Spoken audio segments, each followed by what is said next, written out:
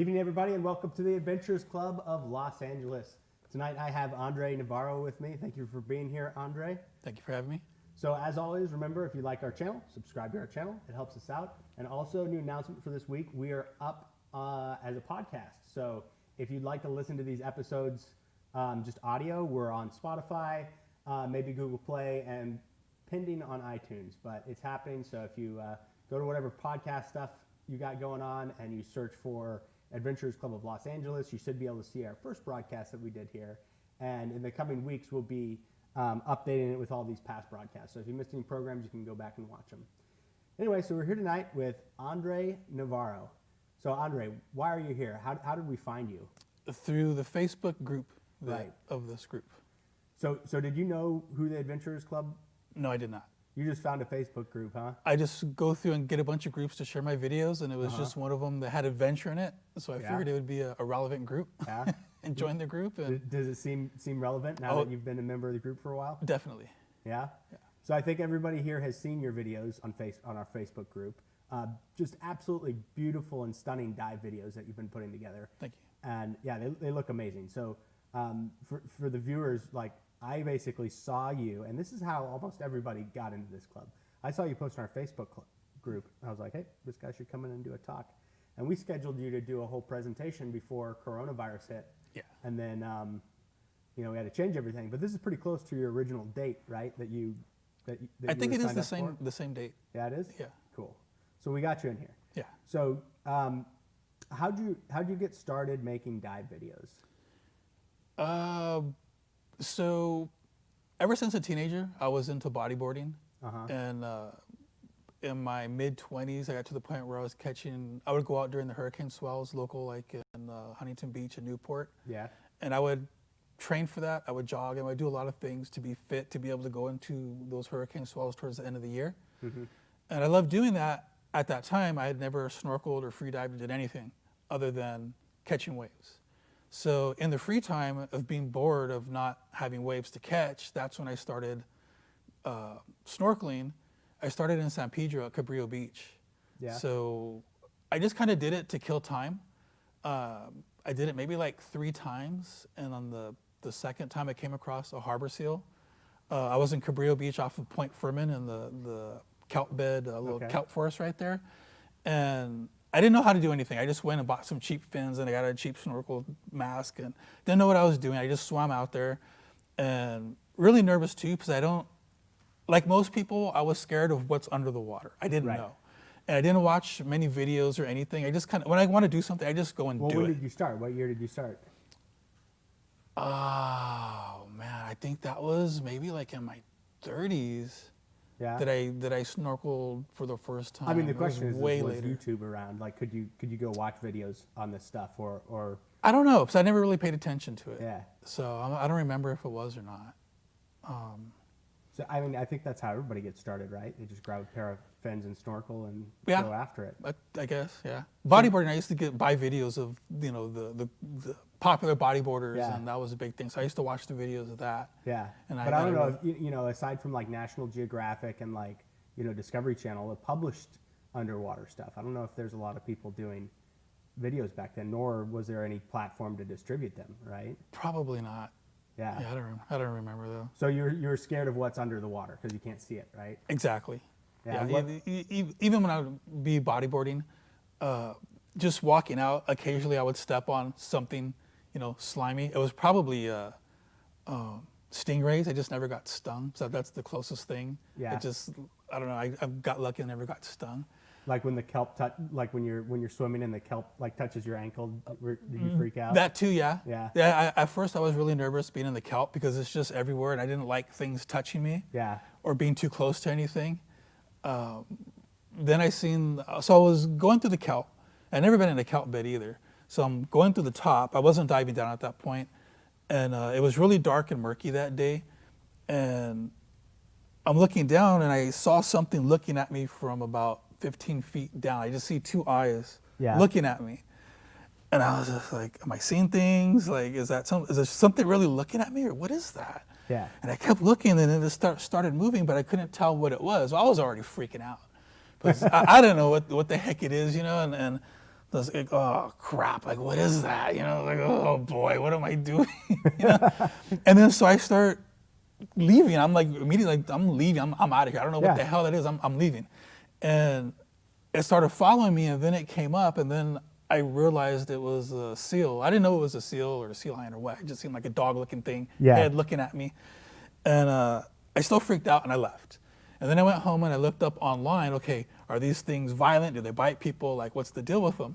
And then kind of looked into it and realized I didn't really have anything to fear, but it really sparked my curiosity seeing that big, you know, seal, dog-looking thing looking at me, swimming with it. At first it terrified me, but later I really loved the feeling of it, and I wanted to do it again.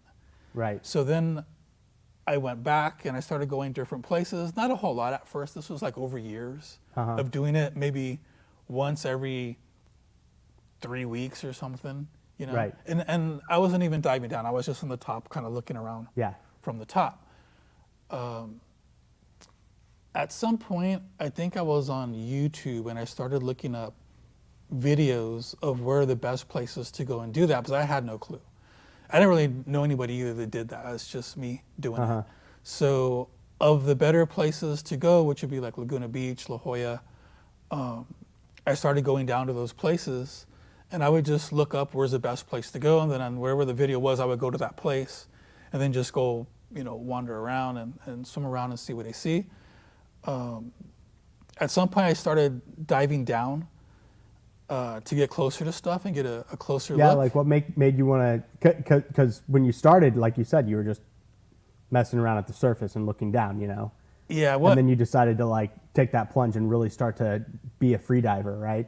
Yeah, it was a gradual thing. I think once I got comfortable, once I did it maybe like 6 or 7 times of the different locations and realized that there's not like a bunch of stuff that's going to bite me or attack me or, you know, things to fear.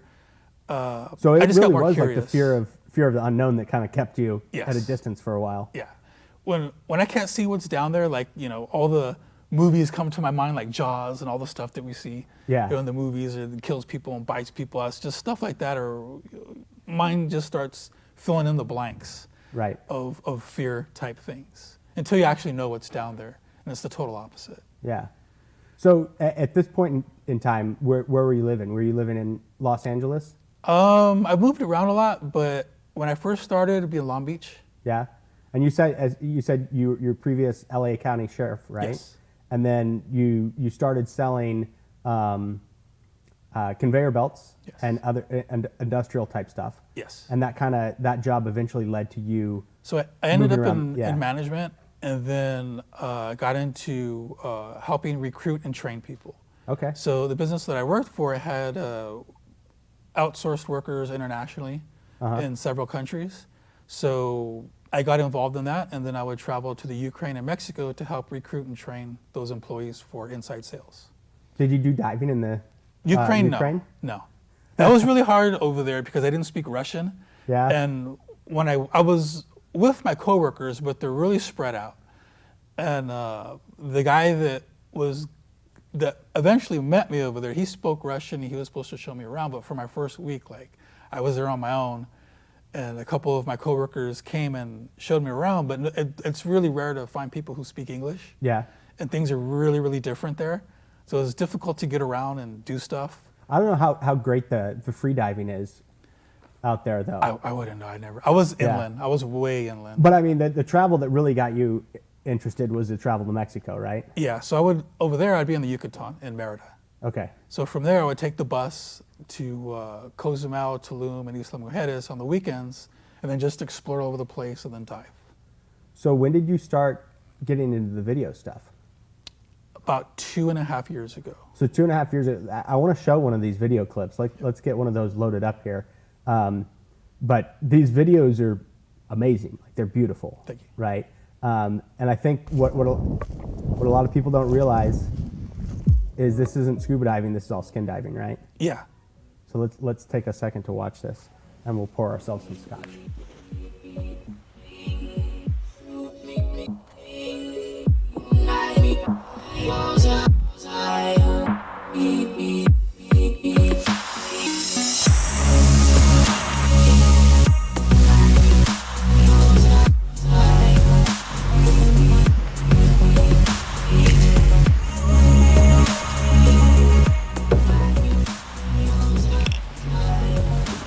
do a little intro to kind of show people where you're diving. Yeah. I want to make the journey part of the video, so they can see what the environment it is, what it is to get there, where I'm at.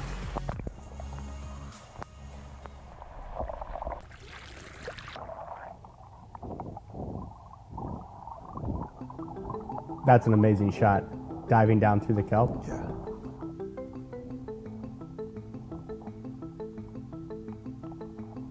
Yeah, I love swimming in the kelp. Feels like a whole nother world down there. So when you're doing these dives, what's your breath hold time? It depends. If I'm swimming around a lot and the current's rough, somewhere between 20 to 40 seconds. If I have more time to rest and I'm not going such a long distance, I'm staying like in a more localized area, like 30 seconds to a minute. Wow. It seems longer because it's a lot of clips edited together. Yeah. So this video was in Palos Verdes, right? Correct. It's off of Bluff Cove.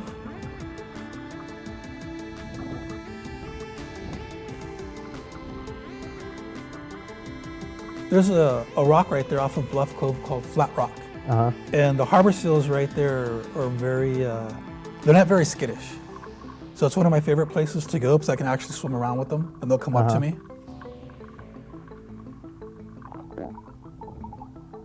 Wow, that's so cool. That's great visibility right there. Yes, I wish it was always like that.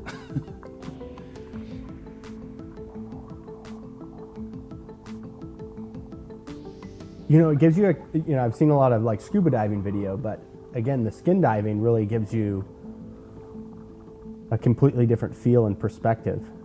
One of my original goals was to make the viewer feel like they're a fish swimming in the ocean. Like a whole different perspective, rather than kind of bobbing around looking at things from from far, but like being up and close and really visceral and close and connected to everything. Yeah.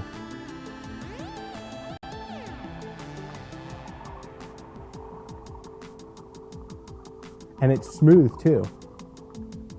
It's remarkably smooth.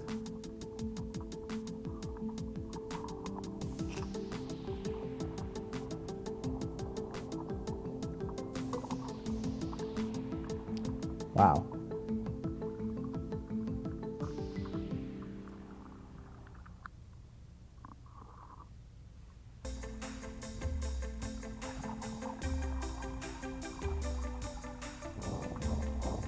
That's so cool.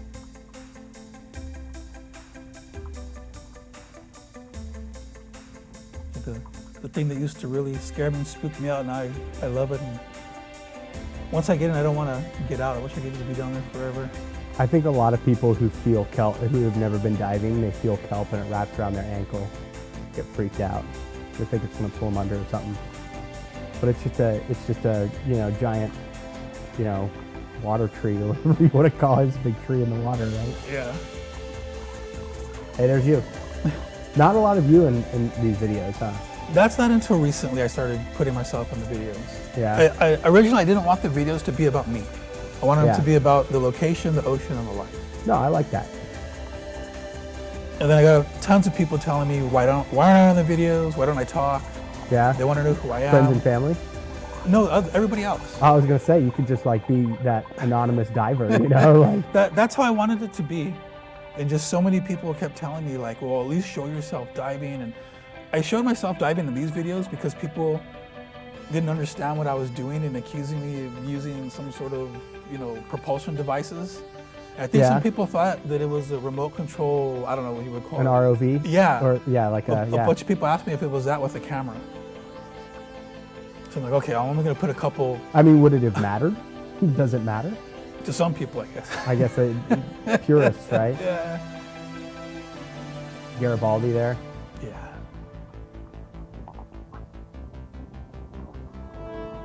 So what was the purpose of this video? You wanted to show kelp forest? The location, which that's the main thing there, is the kelp forest and the harbor seals.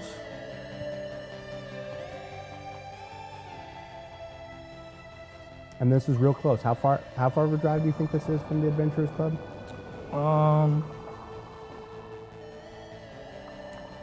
Like in the middle of the day, probably Oh, there's like a little. 25 minutes. Look at that guy. So what type of seal is this? It's a harbor seal. Just hanging out there like a little puppy dog, huh? Yep. That's pretty cool.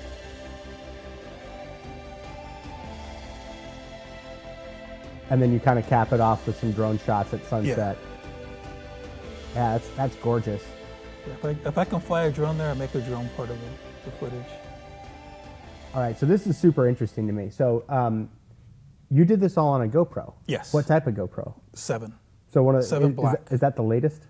It's no, the latest is the 8, I believe. Okay. Yeah. But all on a GoPro. All on a GoPro. And then a little drone. What kind of drone do you have? It's a DJI Mavic Air. Yeah, and you just take some shots, and so that's a very simple setup. And you have no scuba diving gear. Like I would say, all in, you're like maybe like $2,000, $3,000, maybe less than that, right? Yeah. Because I think a lot of people think when they think of underwater photography, like we've got some crazy underwater photographers in this club that do. Oh, I know it gets stuff. real expensive. But it can get real expensive, you know. Guys get real complex with their rebreathers or the scuba gear, and then you start rigging out a camera with the lenses and the housings and the strobes and all that stuff to stabilize it. And here you are, you're diving with a GoPro and a mask and snorkel. Yes. And I mean, the results are... Not even a snorkel, just a mask. Oh, you don't even wear a snorkel? I don't use a snorkel. One, because it drags? It was really annoying breathing through it. I never got used to it. I don't like it. Yeah. I just prefer, like when I'm on the surface, I just hold my breath and look down. And then if I'm not needing to look at anything, I actually swim on my back because it's easier and faster. So when you're swimming, looking down, do you just turn your head to breathe? Yeah. Yeah. Yeah, just hold my breath and go. So very very minimalist. And I asked the question, like how far is that dive site from the Adventurers Club? About 25 minutes. I don't know mile-wise. Jeez. But it's about 25 minutes. Well, in good traffic, right? Yeah, in no coronavirus traffic. In COVID-19 exactly. times, you can get there in 25 minutes. Yeah. But that's amazing. Yeah. Like, I don't think a lot of people know that that's right off of California. Yeah, I had no clue. Like all these places, I just kind of, when I started doing it, I started going down south to Laguna and La Jolla because those are the places that you hear Everybody about. knows about those. Exactly. Yeah. And then I figured, well, there's got to be some places closer by that I've been to these places before when I would be bodyboarding, but I've never gone when there was good visibility. I've always gone where it looks like it's all green and murky and you can't see anything. So in my mind, that's how I thought it always was. But doing it more and more, I realized that different times of the year, different high tides, low tides with the waves and the wind and everything else. There's good times everywhere for the most part, especially Southern California. So I just started waiting for when I thought would be the better times and going back and forth and checking it out. And sure enough, I came across these times where it was really good and realized that when it is good, I need to be on it and stay on it for a while because it's not going to last, Yeah. So kind of back to your origin story. So you were working this job training people because you got a management role and you were doing a lot of diving in Mexico. Yeah. And then you decided to quit and you started doing underwater so what did you do to like prepare yourself for this? So at my previous exodus? job, the writing was on the wall. It was going to be time to go. Yeah. I was trying to work things out with my other management, coworkers, but it was kind of obvious about 3 years before I quit that things were going in a direction that I didn't want to go. I wasn't happy there anymore. So you had 3 years. In that far in advance, that's a good lead time. I was saving like crazy, yeah. So when I started traveling to the Ukraine and Mexico, which was in the last 2 years of me being there, at the beginning of that, I was in an apartment. I was renting a house with a roommate, and I was paying roughly $1,200 to $1,300 with my half of the rent and the utilities. Okay. So then when I started traveling to the Yucatan and Ukraine, I'd be over there for weeks, 2 months, and I'm paying rent back home, but I'm not there. And then the company's paying for me to be in another place. So originally I moved out of there and put all my stuff in storage because I thought my role was going to be starting to be more overseas more often. Right. And doing that for maybe even half of the year to the majority of the year. So I started preparing for that and saving money because company's going to pay for me to be over there. And that's kind of what started me. Then I was just saving a lot of money and things weren't going so great. So it just helped me save money. Yeah. And Save, I didn't save, downsize, get all your stuff into storage, so you're ready downsize, to go. Yeah. And really all you need, like, I don't know, most of us adventurers guys, our storage locker is filled with a bunch of adventure crap. Scuba gear, exactly. You know, skis, like a bunch Mine's all camping, hiking, and diving stuff. Yeah. So that's like basically, half of it is. So you've got the gear locker, like so many of us have. And it's either in the garage or a storage locker or whatever, but that's all you got basically, right? That and like a couple totes of clothes and stuff like that, and that's what I've reduced everything down to. Wow. Yeah. So you had a good lead time. You prepped. You quit this job, and you started diving all over the place. So when I quit, I was really into. By that point, I was really into the videos and diving, like really, really, really into it, like I never expected to be. I'm going to be 45 this year, and I figured, you know what? It would be good to take a long break, vacation, I don't know, whatever you want to call it. Right, midlife crisis. There you go. And do these videos, explore, go to all these places, but take my time and really push my videos and see if possibly I can make a living off of it somehow, some way. And then just take some time off and do it too. So what's your current intent or plan with making a living out of it? I'm still trying to figure that out. Who do you want? Who's the main audience for these videos? You know, in doing it, I didn't really think about all that. I just started doing it because I liked doing it, and I've been trying to figure all that out along the way. I'm going more towards an educational angle of it. I want them to be to help with conservation and education. One of my plans is so of all my Southern California dives, I'm going to make a full-length video, kind of talking about each area, and then spotlighting the areas and all the different animals that I've come across.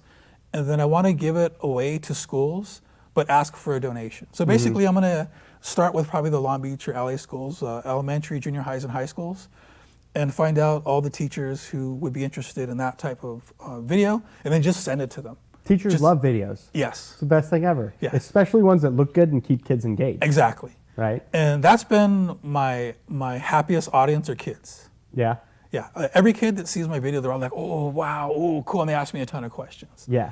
Adults, not so much, it kind of depends. Pretty active on the YouTube channel and stuff like that in terms of like people commenting and asking questions and being involved? Not really.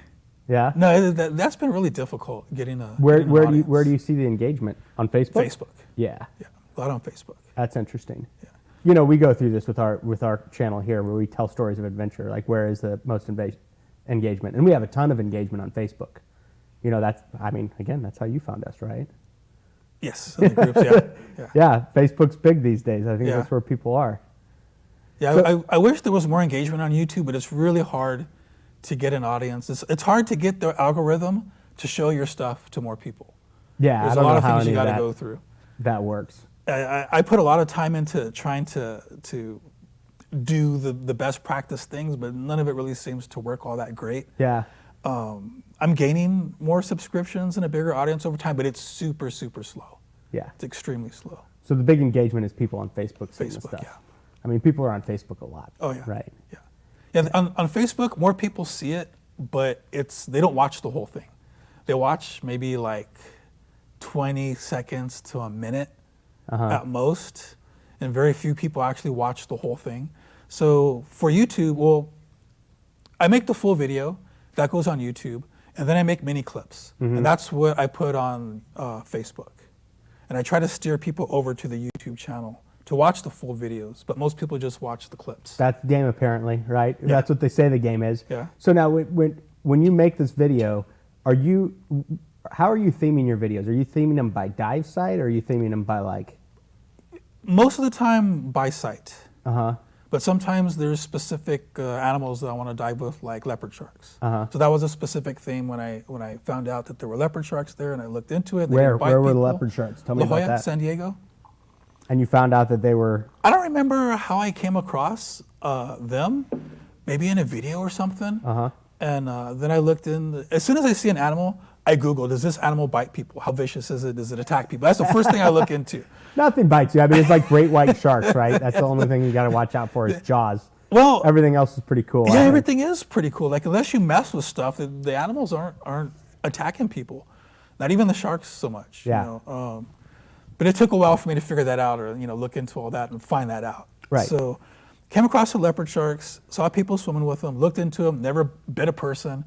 Cool, I want to do that. That was one of my first major goals when I first started doing this. Is I want to go over there, swim with the leopard sharks. Had to find out what time of the year that they're there.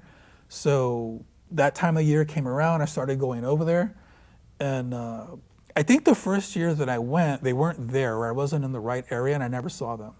And I went several times and just never saw them. And then I looked more into it. Then on Facebook, I joined a bunch of groups where they have snorkeling reports. So all the people are putting pictures and videos of what they just did, and they started talking about when they're there. So as soon as I heard that they're there, then I went back over there. Sure enough, they were there. It was super cool. I mean, they're as long as a person. They're pretty big, and there's a lot of them. They're all over the place. They're close to shore. Right. So I mean, you could just walk out. You don't even have to swim. You could just walk out and stand there, and then you just start. Do we have a picture circling. of a leopard shark, Andy? I'm sure he can get it up for us. I mean, I know a lot of our viewers know exactly what it is, but I just want to reference it. It's a really cool, beautiful looking shark. Yeah. It has nice patterns and. So how many dives do you think you've done in the Southern California area, or how many videos do you think you've produced for dive sites? I think that's more accurate because probably countless actual dives, but like how many videos have you produced? I think there's over 100 videos now, or close to 100, or over 100. That's total, but you did a lot in Mexico too, right? Yeah, of specific dive sites, probably like 50 to 80 different dive sites. Wow. Yeah. That's significant. That's a lot of videos. Yeah. So okay, so let's back up to your origin story. So you ditched your job. Yeah. Right? You were super prepared, right? Yes. You had all your stuff put away. Yeah. You had a ton of money saved. You were Yes. downsized. You're lean, mean, ready to go on an adventure machine, right? Yes. So you had a trip planned to Mexico. Yeah. So tell me about this trip you had planned to Mexico. So what were you going to do? I wanted to go to the Yucatan, the Mexican Caribbean area, and do about a month on Cozumel and a month on Isla Mujeres. And I had all these sites that I had planned out, starting from one end of the island and just going to the other. And first I look up all the popular places online and I make a long list. And then I go to Google Maps and I look for areas that I've been to locally or other places that are interesting based on the geography. And I look for those type areas looking down on the maps, and then I'll start making a list of that. So you're looking at like the satellite views. Exactly. And you know what the satellite views are like for your favorite dive sites, so you can kind of. I know what the terrain is, where you see the most stuff, so I look for that in other places. Right. And then I make a long list, and then I just start going through the list, and is it somewhere that I really want to go or not? Edit it down to, I think for Cozumel I had between 12 and 15 sites that I wanted to do. Isla Mujeres was the same thing. Then I make like this big itinerary plan of what days I'm going to dive, what days I'm going to edit, where I'm going to stay. Like I plan a lot to get the most dive time possible, Right. and the most time to edit in between, to make one video per week while I'm doing this thing. So you want to knock out a video a week while you're out there doing While stuff. I'm doing it. Yeah. I think a lot of adventurers around this club, I know myself included, have like a shit ton of footage that we've archived and it's sitting on some hard drive or DVD somewhere. Like, we're going to edit that someday or whatever. But that's interesting that you're as you're doing it, you're still producing the videos. Yes. Because I mean, that's the important part, right? Is whether or not you can show people. Yeah, I want to do the dive, but I want to show people the dive. Yeah. So when you were planning this trip down to Mexico, how many dives or videos were you planning on doing? Somewhere between 24 to 30 total. Wow, that's a lot. Yeah. That's significant. Yeah, that was the most that I've ever planned on doing back to back for like a time segment like that. Yeah. So I got to Cozumel and I did like 80% of it. Then the lockdown came. The lockdown. What do you mean? So the COVID-19. When I first went over there, that's when it was blowing up on the news. The lockdown hadn't come yet. It was like middle March, beginning March when I first went over there. And then halfway through is when it, shit hit the fan and it was all over the place. Everybody's panicking. Everybody was done. The toilet paper. Like, because if I remember, it was like, okay, so China's in lockdown, but they're always locking down for some pandemic down over there, right? And then like Italy, but then everybody else was still like, it was slow and then it was avalanche. Everybody else was fine, and then so we went over that coronavirus cliff while you were over there in Cozumel. Yes. So what went through your head? Oh man, I was just like, oh no, of all time, no. Yeah. So when everybody was panicking and the lockdown started over here, it was still life like whatever over there. It was like it didn't exist. Right. And there were still tourists. There was lots of people. Until my third week, it looked like the place was abandoned, but still there was no lockdowns. But everybody was leaving. Everybody was taking off for the most part. Because it's a tourist town. Yes. Yeah. This is Cancun, right? This was Cozumel, an island. Okay. But that's all tourist, economy right there. Yeah. So no more tourists coming in, so it's starting to be dead. Yeah, and then I started getting nervous. Okay. When like 90% of the people left and it looked, I don't say abandoned because everybody who lived there was still there and there's plenty of people, but without the tourists, it looks abandoned. Right. And that's when I started getting nervous because I was like, oh crap. Like there was also the talk on TV of closing the airports. The president was saying everybody needs to come home now or be prepared to stay where you're at indefinitely if you don't come home now. Yeah. And I was like, oh crap, I'm like 80% done. I'm not even gonna make it to the next island. So I kind of rolled the dice and I stayed. Why couldn't you make it to the next island? Just because? Well, I didn't know at that time that I wasn't gonna make it. Yeah. But so I stayed another 2 weeks and then that's when the lockdown came here, the quarantine. And then a week later they went in quarantine over there. At first it was, you could if you wanted to, but you didn't have to. They were, just advising you should. And then a week later it was official quarantine. Everything was supposed to close just like over here. And then they shut the beaches down. I stayed different places depending where I was diving. Half the time I was at a hostel and then another time I was at Airbnb. So the Airbnbs would probably be happy to have you stay, right? Yeah. Yeah, like, yeah, please. Please stay. Yeah. I think we've got some member. Where's Bob Oberto right now, Andy? Do you remember what island he's holed up on? He's in Belize right now. Yeah. Oh, wow. One of our members got stuck. And long story short, he just walked down the beach until he found a rental house. And then he called the people up and was like, I want to rent this long term. Just hunkered down there. Yeah, and he's been living the life out there. So you got to do that for a little bit, but then eventually it got shut down and service, and the beaches are closed. So like, what the hell I stayed until they shut the beaches down. They made it illegal to go to the beach, and I was still sneaking to the beach. I got caught twice. Yeah. And when I go places I'm not supposed to be, especially like in other countries, I just kind of, I didn't know, sorry. Yeah, you speak Spanish pretty well? Not that well. Yeah. A little bit, enough to get by. Yeah. But as soon as. But not enough to talk your way out of the. No, not in Spanish, no. No. Yeah, so I got caught at first on a boat, a federal boat. I was out about 200 yards into the ocean and a boat came by. And when I got caught by the boat, I didn't even know that the beaches were shut down because there was no signs or anything. And then they just told me to get out of the water. It was closed and everything. I was like, oh, okay, so I left. And then I started looking online and the beaches weren't officially closed yet. Then the next day they were. And I'm like, damn, I didn't even finish my last video. I need to get out there and at least finish my last video. So I think I went another day and I got out. And then I tried to go back another day and I got caught by a motorcycle cop. Oh, no. And that's when I just stopped. Did he give you a ticket or he just ticket. ran you off? I just did I'm sorry, I didn't know. Like, what sign? Well, okay, I'm sorry, I'm leaving. Yeah, the response to this pandemic, we've done some smart stuff and we've done some kind of dumb stuff too. I think kicking a guy out of the water, I think I heard the beaches here, and we'll talk about that in a minute. But some of the beaches, you'll probably know better than I. Like, I guess you could swim, but you can't like walk on the beach, or you can't sit on the sand. It changes week by week. Yeah. I'm not sure of. I know Palos Verdes is open, and you can sit on the beach. You can do whatever you want in Palos Verdes. Right. I think the last 2 weeks, most beaches are open now. I'm not sure. I don't know of any that are still have a lot of restrictions, except maybe Laguna. Yeah. Or some Orange County beaches. I know Huntington's wide open. I think Newport is. Palos Verdes is. Wide open. Wide open. San No Pedro, problems. Torrance, yeah. Huh. And I went up north recently just to get away. And going up north, everything seemed to be pretty much open from Malibu to Morro Beach. Everything was a lot of the places over there. It's like the COVID didn't even exist. I mean, there's people aren't even wearing masks.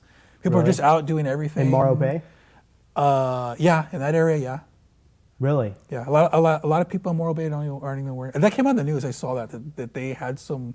Oh, we're fine. City council, I think, vote and said, no, we're not wearing masks. Like, we're not even making that up. Oh, we'll see how it goes from here. So, okay, so you were down in Mexico. They shut down the beaches. You got pulled over by a boat. Yeah, kicked out of the ocean by a boat. Yeah, and then you got caught by a bike cop, like presumably going into the water, out of the water. Did he get you on the way in or the way out? The way to the beach. Damn it. Because if he got you on the way back, you're like, oh my bad. Yeah. You could have just run in the water, and then, he's not going to follow you. It's hard because there's only, so where I ended, I was on the southern part of the island. And there it's really remote, and there's just like these long streets, and there's not a whole lot of them. And so when nobody's there. Yeah, and there's nobody there. You stick out like a sore thumb. Yeah. The cops pass back and forth constantly, and there's nowhere to hide. Huh. I'm just, when they come by, my fins are like, it wouldn't be as bad if my fins were like that long, Yeah. 'cause it sticks out. If they were small, I could put it in my backpack and they wouldn't really know. Yeah. Because they didn't care if you're out there riding your bike or exercising, jogging. That wasn't a big thing. But not skin diving. But not going in the water. Cool.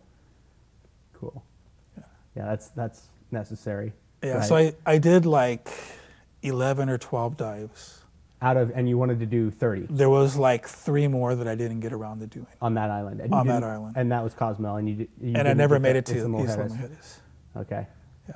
So during the last week when it got real serious and they shut things down, every other day I would ride my bike to the airport to go, because there's all these things about, the airports are closing, and on Facebook you just hear a bunch of crap. Nobody knows what they're talking about. You just hear people spreading all kinds of rumors and stuff, and people are spreading rumors that the airports are closing and they can't get out of Mexico and all this different stuff. And I was starting to get real scared and I was going to get stuck over there. So I'd ride my bike to the airport and it was open. And there were reports saying that it was closed, and people saw that it was closed and they were just there and they couldn't get out, blah, blah, blah. Then I would go and it was open. The airport's open, the airlines were open. I was talking to people, they didn't have any plans on closing. There weren't as many flights, the flights were every couple days. Yeah, they're drawing down. But you could still go where you needed to go.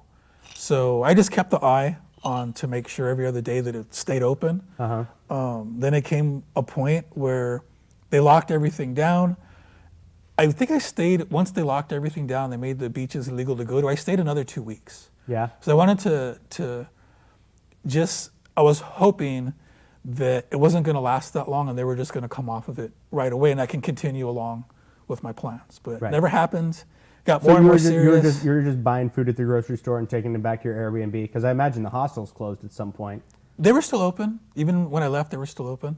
There weren't very many people staying there, but they were still open. That seems like a bad idea. Seems like a bad place to stay in the midst of a pandemic. Drifter Lodge. Hostels are great places, right? I mean, you stayed in them. I love staying at hostels. I don't know if we might be too old at this point to stay at hostels. There's that question. It is a youth hostel, right? I think we got to upgrade to Airbnbs at this point in our lives. I don't know. I'm happy.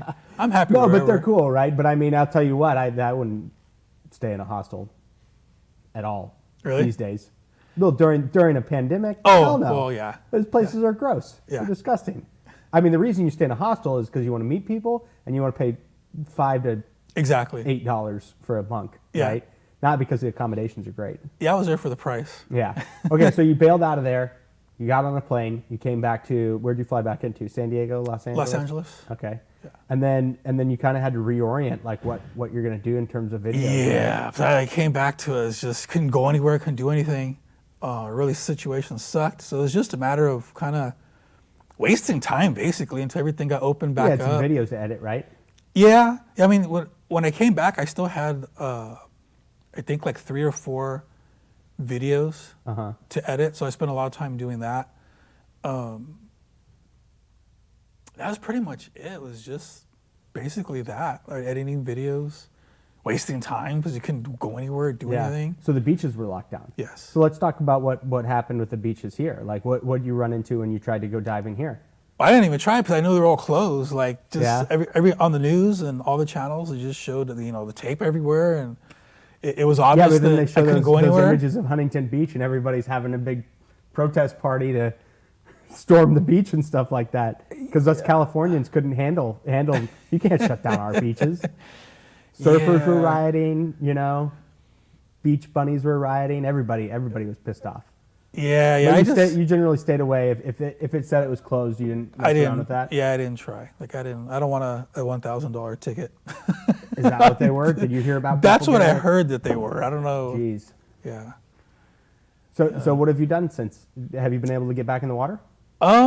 Recently, yes. So, maybe like 2 weeks ago, I started going to Palos Verdes, but the visibility's been really bad. The last month, it's been really bad. Now, is this video that you showed us recently from Palos Verdes? That was from last year. That was like this year? It was either the end of last year or the beginning of this year. Okay, so it wasn't like post-COVID. No, it was before. Okay. Yeah. That was beautiful. So you've got this new plan to dive all the way up from, what did you say, Morro Bay? Somewhere up there? Well, I went over there when the rioting started in LA. when all that started, I was over there in Long Beach, and there was nothing to do, and just so much negativity, and plus I was missing the water. Mm-hmm. And I heard up north that they weren't on such a stringent lockdown. Mm-hmm. I'd never been diving up north, so I had no clue what the conditions were going to be like. I've been up traveling, just looking around, but walking around, but I've never been underwater anywhere up north. So I just wanted to get away, and I took about a week and a half, and I went from Malibu, and I just took my time. I went to a bunch of different beaches with the hopes of diving. But most places that I went, you couldn't see more than a foot. Yeah. It looked like green pea soup or chocolate milk. But you're there and you're ready to go. I'm ready to go with high hopes. Yeah, when there's visibility, you're there and you're ready to dive it. I'm hoping to find somewhere to dive, and it was really beautiful, and I visited a lot of different beaches, but I only got in the water maybe like 3 times, and none of it was good. Yeah. None of the diving was good. So do you scuba dive at all? No. Oh. Not yet. Eventually I will, but I have adventure, right? I have a lot to accomplish with my freediving. Next time you want to spend about $3,000. Yeah, it's way more expensive. That's the thing that kind of inhibits me too. Is I do the freediving because it's really inexpensive, and it allows me to get to a lot of places for free easily. Yeah. Because it's lightweight. I mean, if I can hike there, I can dive there. Yeah. If I can hike, if I could drive my SUP there and kayak out on it, then I can dive there. I can get a lot of places and might not be easily accessible otherwise. Yeah. So. And I never thought of it like this. Is one of the things that makes scuba diving, videography, or underwater photography difficult. So you got to bring all this crap, and you got to bring the lights, and it's all very heavy, right? Yeah. But the type of diving you're doing, you get the light from the sun, right? If you're shallow, you're probably 30 feet and shallower, right? Exactly. So the sun's coming through nice and strong, and you're going when the visibility's good. So you're getting phenomenal things with a very simple camera. Yes. Because you're out there so much and you're ready to go. So when the conditions are right, you're there to capture it. Yes. That's pretty cool. Yeah. My getup's simple. Yeah. It's real simple. Real simple. Yeah. And easy to do. And that's why I wanted to have you on here, because like a lot of times people think that you've got to go far or spend a lot of money to adventure. Like most of my stuff I bought new, but you don't even have to do that. I mean, most of the stuff, all the stuff I could have got used. I just didn't know where at the time. Right. Facebook. Well, that too. There's lots of apps where they sell stuff for scuba diving and diving channels, but also like those apps like OfferUp, and I don't know what the other one is, OfferUp and Facebook Marketplace. Not to plug Facebook Marketplace, but we've gotten stuff for this setup on Facebook Marketplace. That mic you're wearing came from Facebook Marketplace. Pretty nice, huh? Oh yeah. Yeah. So anyway, what we do at the end normally is we take viewer questions people have left in the comments. But before we do that, is there anything else that you want to add to our segment here? No, I mean I could talk forever about like any questions. Like I don't know, whatever is interesting to yourself or the audience. Yeah. So do we have any comments in there, or do we have any good questions, Andy? Yeah, hey, I just wanted to say to everyone, thank you for all tuning in and being in the chat. It's great to see you all again. Do you have any sort of breathing exercises or techniques that you use when you go diving? Yes. That's a good question. Before you start? So getting more into this, I started YouTubing the free divers, the ones that go deep, and how they do their breath hold longer. Mm-hmm. So I go to LA Fitness, Yeah. and I swim probably every other day. And so the LA Fitness pool is, I think, 25 meters. So what I personally do is I do 12 laps. So I start at one end. So I haven't taken any classes or got any certification for freediving. Best way to do it, man. Yeah, I'm learning as I go Best way to do it. and watching on YouTube. Do it. And so what I've seen for most people is the big part of this is relaxing. You know, the more hyped up you are, scared or thinking or doing anything other than like a yoga state, you can't hold your breath as long. Yeah. So I go to one end of the pool, I just close my eyes, sink there, and I just start relaxing. I take real slow breaths in, very deep. I breathe in as far as I can, and then I force the air into my lungs to kind of expand my lungs. Mm-hmm. And then I breathe out all the way, but like I really push every last piece of air that I possibly can out of my lungs really slow. I do that for about 30 seconds.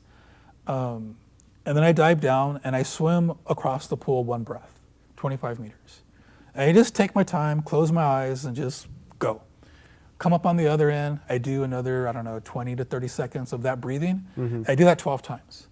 So that helps me relax and just learn when I'm diving, not in a pool, but out doing my dives Well, you're training yourself for underwater swimming, right? to relax Yeah. and hold my breath longer. That pushes my breath hold. And then I do 12 laps of.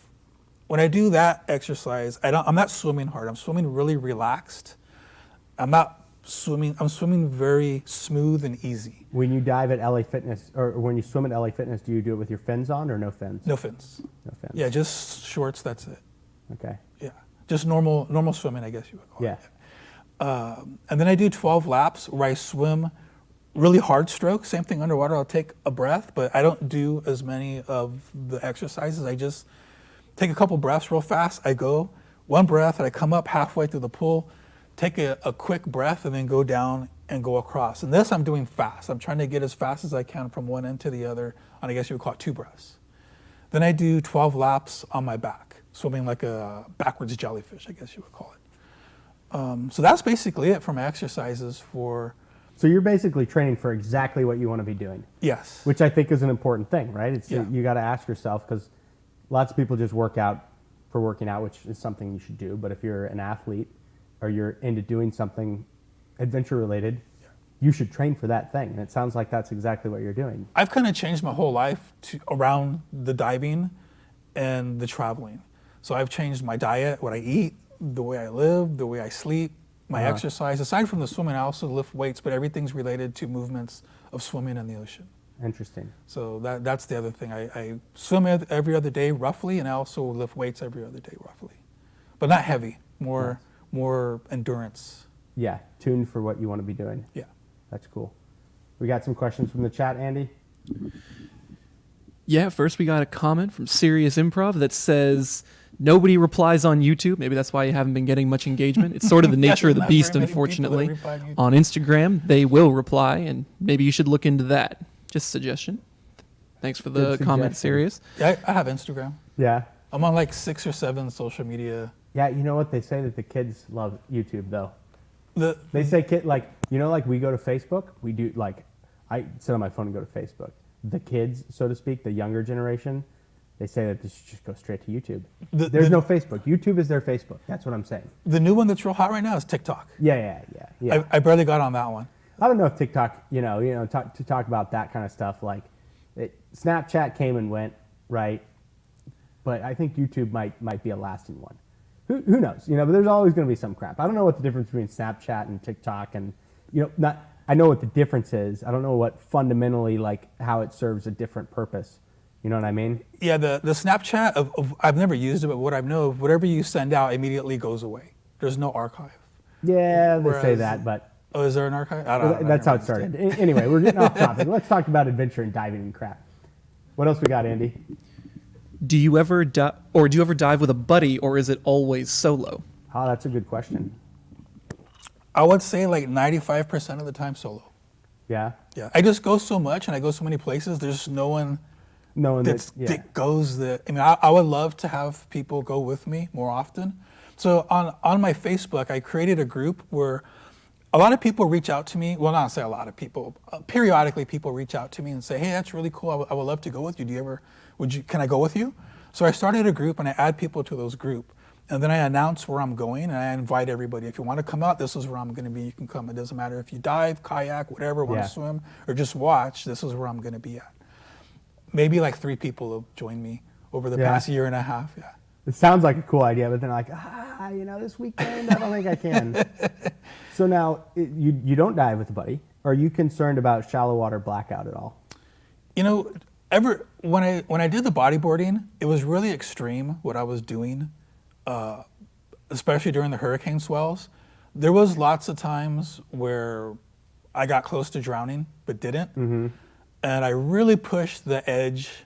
I went way over the edge of what was safe during those years. When you were bodyboarding? When I was bodyboarding. So waves don't bother me. I love the waves. And I love the ocean. Doing this is way less. There'll probably be a lot of people disagree with me, go, it's dangerous going down 20, 30 feet, one breath. But compared to what I used to do, it doesn't feel, I know sometimes, I don't know if I'm not so familiar with shallow water blackout, but I know, you can just be holding your breath and then black out. Yeah, I've never, I hope that never happens. Well, I don't know when the limit is. Like, I don't know if you're doing less than a minute, you're okay. Or if you're doing less than 2 minutes, it's unlikely, I don't know what the deal is with it. I like to push myself to feel where the edge is at. And as far as free diving, I don't think I've even gotten close to the edge yet. Mm-hmm. But when I go in the pool, I push myself to see how far I can go underwater without coming up. So I know how I feel. Do they have lifeguards at LA Fitness? No. So if you blacked out, would someone pull you out? Or Probably not. No. Well, so I push myself. Some places have the whole no underwater swimming sign. Have you ever seen that sign up somewhere? No, I haven't. Some workout pools will say that, no underwater swimming, because they're concerned about shallow water blackout, someone coming in there and, trying to do breath hold stuff and blacking out. Yeah, I've never seen that. I've freaked some people out there where they see me go in, they don't see me come back up, and then I come up, they're like, oh crap, what happened? Like, where'd you go? And I was like, I'm not swimming, it's all right, Yeah. Yeah, but no, it's just, I push myself to see how it feels when I'm gasping for air. So when I dive, I don't push myself to that point. Yeah. When I'm diving, I'm doing the video. It's one thing to dive, but doing the video too, there's just so much going through my mind. I'm not pushing myself to the limits of diving. Mm-hmm. I'm doing it more at a comfortable state, concentrating on the video footage and what I want, Right. to that see makes on there. sense. Yeah. And then the pool, you push yourself. In the pool, I push myself. Gotcha. So I think we got one more question, right, Andy? One more for now, unless anyone else has any. What are the other great dive places around the South Bay that you like to dive? That's a good question. My favorite is La Jolla in San Diego. In between the Marine Room, which is a restaurant, and the Cove, where all the sea lions are at, there's just so much life. It's amazing what you can see there. There's leopard sharks, horn sharks. There's probably other types of sharks, but those are the main 2 that I've seen there. There's sea turtles. Really? Sea turtles. Tons of fish, the sea lions, the harbor seals, and there's lots of them. Kelp beds. There's just so much life there and so much different plant life in the water. It's amazing. So I've got to ask, like the harbor seals seem so cute and great. Yeah. But what's it like diving with a sea lion?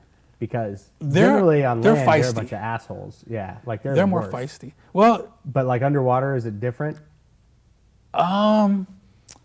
They're really fast and they're more aggressive, but they've never attacked me or done anything that would make me nervous. One of them chest bumped me one time. Like they like to play. They're real playful. Yeah. And so there was a bunch of young ones swimming all around me, and the one just came like a bullet and came right at my chest and stopped like right before he hit me, and then just went to the side. I thought he was going to crash into me, but he didn't. It's amazing the control they have underwater. Yeah, they're swift, super fast and swift. Yeah. Yeah. Other than that, no, they've been with the sea lions. What I've observed with them is they bite a lot with each other. That's how they play with each other, and they use their mouth for everything. Yeah. So, it wouldn't, if I get too close, it wouldn't be unusual for them to reach out and give me a nip, not because they're trying to hurt me, because that's just what they do. But they don't. But they don't. But my rule with the sea lions is to stay a minimum like 2 arm lengths away from them. I don't get that close where they can just easily just reach over and, you know. With the harbor seals, I'll get real close to them. Yeah. But kind of with both of them, you really can't go and get close to them. You have to have them get close to you. You have to have them get close to you. Exactly. Yeah, that's the way to do it. Yeah. That's interesting. Yeah, the harbor seals I've been like shoulder to shoulder with them.